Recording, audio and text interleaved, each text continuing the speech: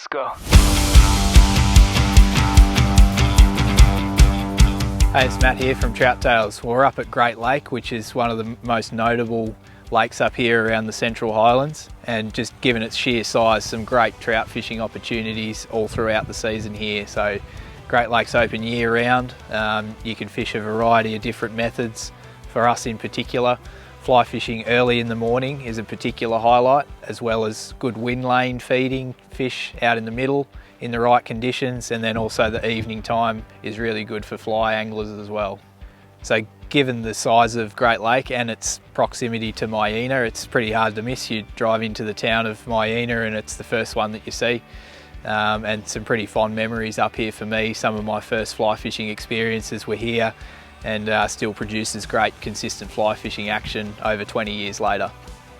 So with a huge amount of access points all around the lake here, you've got good options for shore and boat-based fishing. So down here at the corner of Swan Bay, it's one of the main boat ramps, so that's a really good facility there to launch your boat and access most of the lake. And then also any of the shorelines that you see, you can drive down to a lot of them and access them too. If you don't have a boat and you just want to sneak out for a fish along the shorelines, that's also a really good option if you're up here in Myena.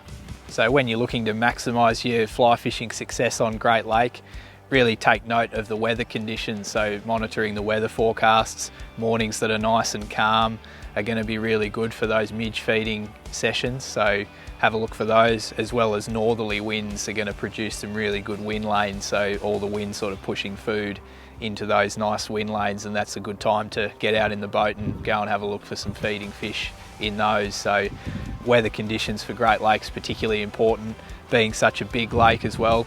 You really don't want to be out there if it is too windy, so take good note of the weather conditions and just adjust your plans from there, and you'll find some good fly fishing success as you go.